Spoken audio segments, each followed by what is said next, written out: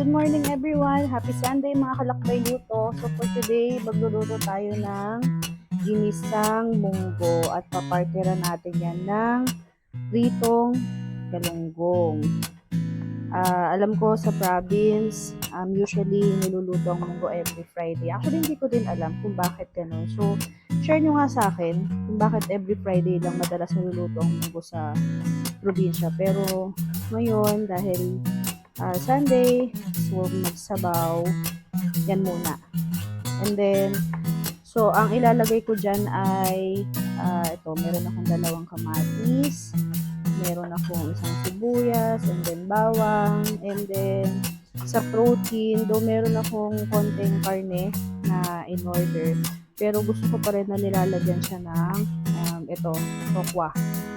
Tapos, for most part talaga, ang nilalagay sa munggo ay dahon ng ampalaya o dahon ng kahit anong dahon. Ay, hindi naman kahit ano, pero yung mga specific na dahon na nilalagay. Mostly ampalaya. Pero ako ang nilalagay ko ngayon ay yung bunga ng ampalaya. Kasi yan ang meron sa ref ko. And dahil mali yung na-order ko kahapon. So, meron kasing nag-deliver dito sa bahay. Galing palengke. And then, nililista ko lang kung ano yung mga kailangan ko for the week na menu namin. So, imbes na dahon ng ampalaya yung ordering ko, dahon ng sila yung nailagay ko. So, yun. So, ngayon, gagamitin ko na lang sa kanya ay titinola ako labang bukas. May manok pa naman yun sa rin. So, yun. So, dito sa hindi man niya magreklamo. Yun. So, hiwain lang ng panggisa yung ating sibuyas, kamatis, tapos, ipitin nyo lang yung bawang. Minsan, pag nagluluto ako, gusto ko na iiwan yung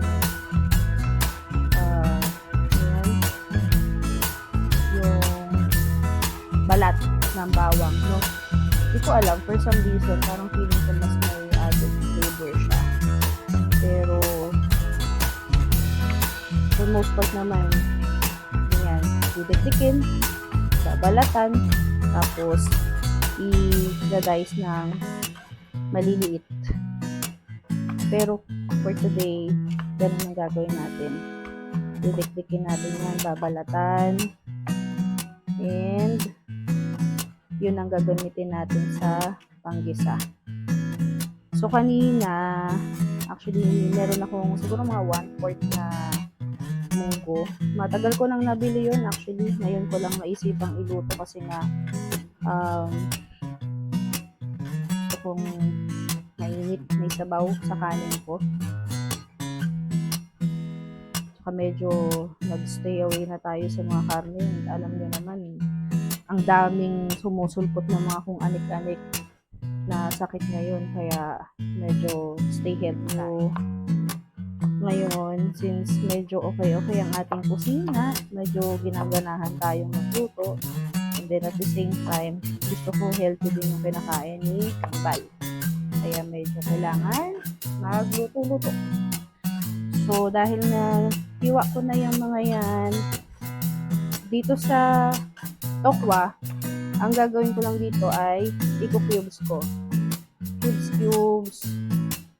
Tapos, mamaya, piprituhin ko yan siya para sa dulo ko na ito ilalagay.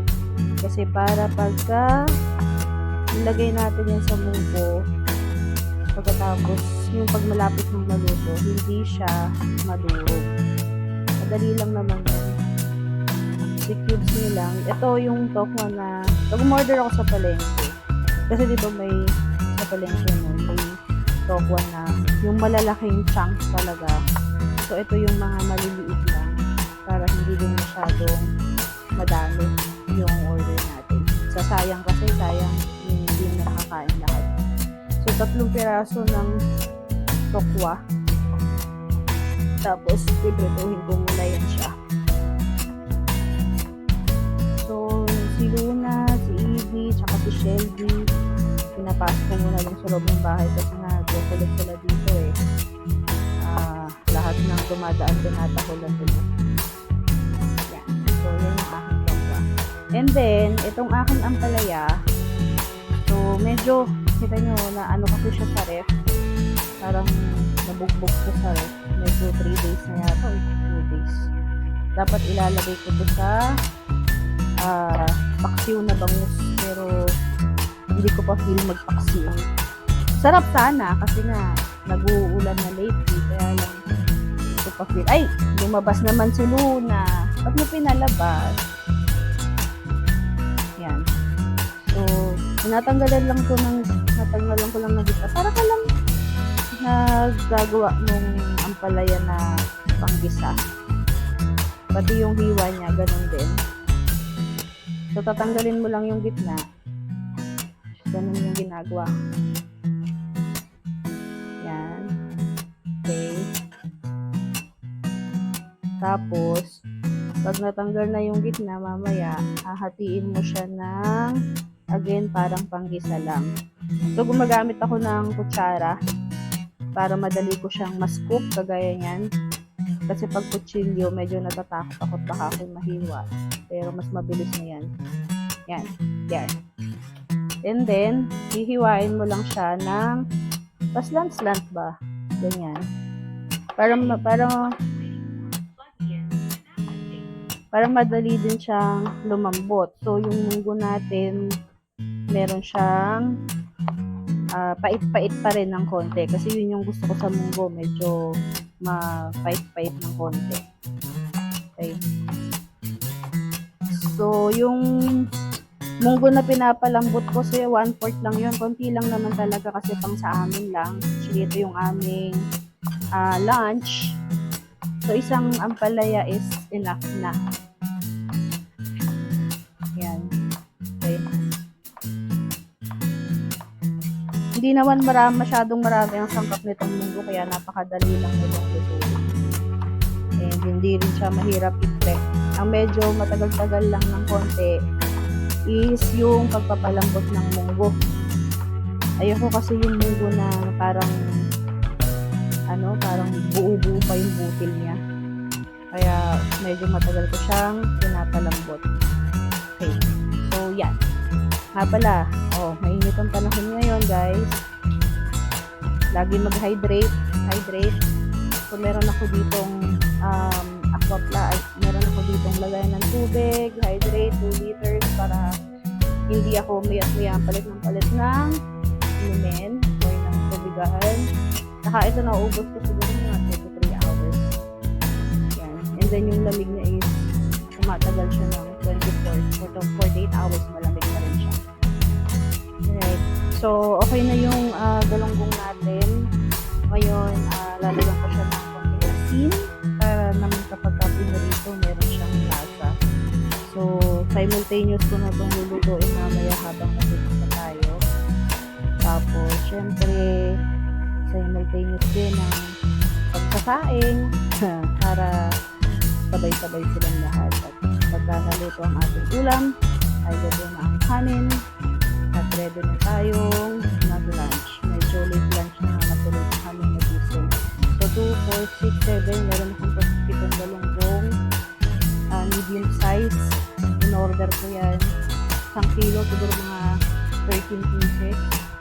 Yung 1 kilo niya. So, good for 2 lutuan. So, ito na nga ngayon yung aking pinapakuloang munggo, mga kalakbay luto. So, kung makikita ninyo talagang medyo durog na yung butil ng munggo. So, ganito talaga yung gusto ko. Ayoko nung parang buo pa.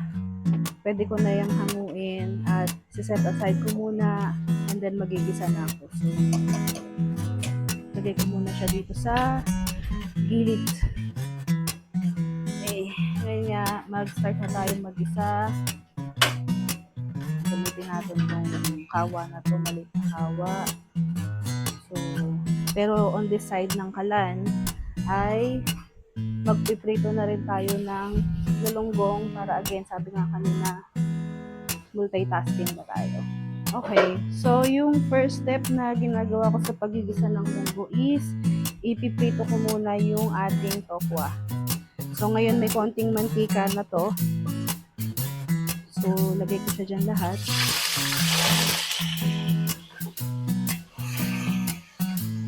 Prito ko muna yung tokwa. So, again, ba't nga pinipito yung tokwa? Ilalagay ko siya kapag medyo paluto na yung ating munggo at hindi ko siya isasama sa pagigisa kasi ayaw ko siyang magkadurog-durog. So, parang ano lang siya, parang mangyari para siyang topping. Okay. So, habang pinipito natin yung ating tokwa, salang na natin yung ating isda dito sa kabilang side. So, yan. Prito natin yung ganun din siya. So, medyo nagba-brown-brown na yung ating tokwa. Pwede na natin siyang balik na rin. So, kung makikita ninyo, no, napakabilis niyang balik na rin kahit na non-stick itong gamit ko. Huwag nyo lang siyang babalik ka rin agad habang a few minutes makakalagay mo lang or else talagang magkakadurog-durog siya. So, antayin nyo munang mag-brown yung ilalim bago mo siya ikutin. So, maya-maya okay na to. I-brown ko lang ng konti yung ibabaw. Ayan. So, brown na yung ating tokwa. Pwede na natin siyang hanguin. Para, ito din yung same na kawali and mantika na gagamitin natin para tayo ay mag-prito ng, hindi pala mag-prito, para mag-isa tayo ng munggo natin. And then, sa kabilang side, pinapainit natin yung mantika para sa galong naman. Medyo mainit na yung ating kawali. So, magdagdag na tayo ng mantika para pagprituhan ng ating galunggong. So, antayin lang din natin siyang uminit. So, sa the same kawali, yun na yung gamitin mo sa pag-igisa. Unahin ng bawang. Ako yung una ko bawang. Pero pag sobrang init ng mantika, lagi sinasabi ni chef sa akin, unahin ng sibuyas na para hindi daw masunog ang bawang. Madali kasi masunog ang bawang. Pero mahina lang yung aking apoy. Yan. And pag medyo na-brown ng konti and maaamoy mo naman talaga yung aroma ng bawang, so pwede mo lang isunod yung sibuyas mo. And based dun sa mga napapanood ko sa mga vlog or pag nagluluto si chef, yan, yung sibuyas, hintayin lang medyo maging translucent. Tapos, pwede mo nang i-add yung susunod na ingredient mo, which is, yung sa akin ay yung ating kamatis. Medyo madaming kamatis. So, kung maraming kamatis. Well, 2 piraso lang itong kamatis, pero malalaki kasi yung kamatis na nabili ko or na-order ko. So, pag medyo okay na yung ating sibuyas, pwede mo nang ilagay ang kamatis. Halu-haluin mo lang.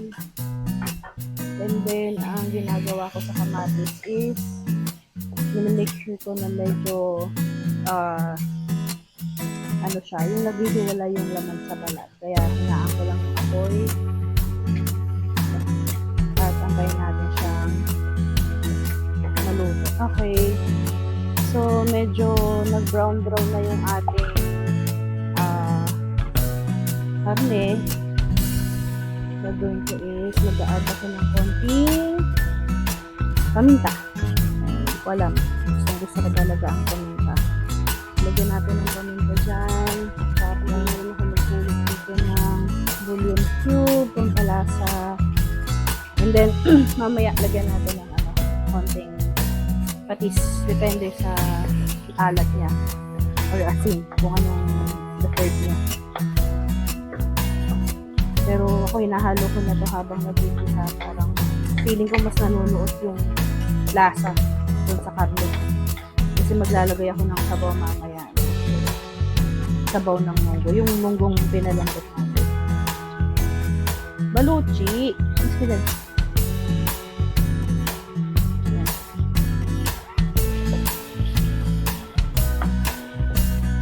So, halu-haluin lang. And then, tingin mo ready na yung karne mo. Tsaka pala, ito yung sinasabi ko. Oh, ito yung ganitong itsura ng kamatis ang gusto ko nangyayari sa pag nagigisa ko ng kamatis. Yung ganyan, yung parang nagka-curl ba? Yung ikot-ikot ba yan siya?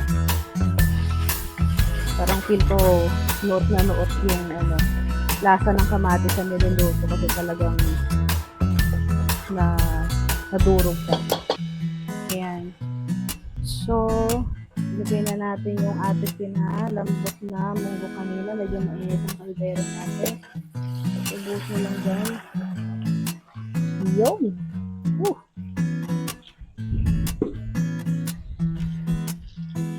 There we go. Okay. So, hindi ganun kadami yung sabaw niya. Hindi ganun kalabnaw. Hindi rin ganun kalapot. Kasi, pag nilagay pa natin yung tokwa natin dito at saka yung ating ampalaya, syempre madadagdagan pa yan. No? So, mamaya, pag kumulo-kulo, itikman natin kung anong lasa niya bago titimplahan natin ng bago kung may kulang. So, tignan muna natin yung ating pinipritong galunggong. Wait lang. Okay. So, yung galunggong natin, guys, mga kalakbay dito, pwede na yung balik na rin. Ready na yan. Nagtatawag na siya. Diba? Daling balik na rin. So, napakaliit ng aking tong. Hindi nga bili nga ako ng mahaba-habang tong at medyo nakakatakot din. Pero, ganun lang siya kagaling ibaliktad. Nakakatulong talaga na non-stick yung pan. Hindi naman siya ganun kamahal. Actually, ito, madali pang gamitin kaysa yung traditional na kawali, which is meron din naman kami. Pero mas madaling magluto kapag non-stick yung pan. Kita nyo, ginanong-ganon ko lang. Nabaliktad na siya kaagad. Hindi natugas ang ulo niya. Okay. And then yung ating munggo ay kumukulong-kulong-kulong on the side na rin. Maya-maya, titikman na natin yan. Lagay natin yung ampalya. Titikman natin kung anong ending. Okay. Kumukulo na yung ating munggo. As na natin ng konti para magkalasa siya. Actually, may lasa mo sa kanina. Binagdagan ko lang ng very light para hindi naman malinamnam syempre. Then halu-haluin natin. Tapos isasama ko na yung ampalaya para lumambot na siya habang pinapakulo. Kasi luto na rin naman talaga yung munggo nito. So, pinapakuluan ko lang para mag-infuse ba yung lasa nung ginisa natin na giniling kanina dito sa munggo. So, kung makikita niyo guys, brown na brown yung kulay. Hindi siya yung parang munggo na matubig. Ganyan ang gusto ko. So, add ko na yung ampalaya. Hindi siya dahon ng ampalaya. Bunga ng ampalaya. Healthy din yan. Healthy yan. Healthy talaga yan. At wala talaga akong dahon ng ampalaya. That's why. So, add natin yun dyan. And then, pakuluan natin ng very light mamaya. Wala nga akong chicharon. Pero okay na. Kasi meron naman akong giniling and meron akong tofu. So, nagagalit yung galunggong ko on the side. Tikman natin. Kung kailangan pang magdagdag ng pampalasa.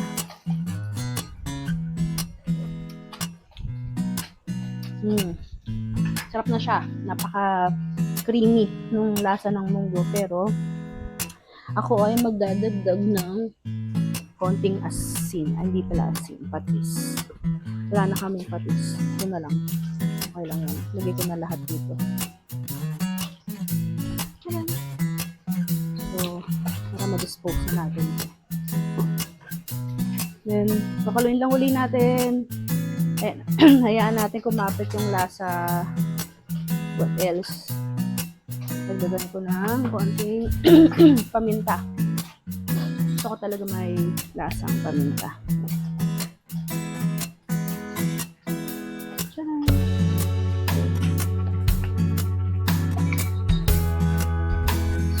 maya din yung galunggong natin ay pwede na hanguin dahil luto na siya.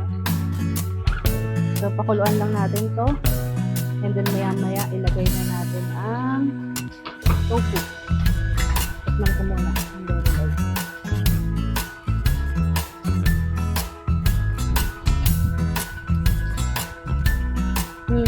perfect na. Perfect. Okay, nagmamakaawa na yung ating galunggong. So, pwede na natin siyang hanguin. Patayin na ang apoy. And, tingnan natin siya. Hey, come here, baby. Huwag ka na magalit. Diba, guys? Buong buo. Walang, ano yan, sira. Balikan na natin ang ating munggo. Nakita nyo naman, parang lapot na siya. Oh, diba? Naglapot na yan. Well, hindi naman ganun kalapot, pero gusto din hindi siya sobrang matubig. So, i-add ko na yung, ito yung sinasabi ko, dito ko sa dulo, i-add yung aking tokwa. Yan. And then, maya-maya, siguro let's give it 5 minutes. Pwede na natin hanguin yan. And we're done. Alright guys, luto na ang ating munggo. So, wow. Wow, ito na yan. Nice. So, pwede na tayong sumanto. Pwede na natin siya. Pero patayin ko muna ang apoy.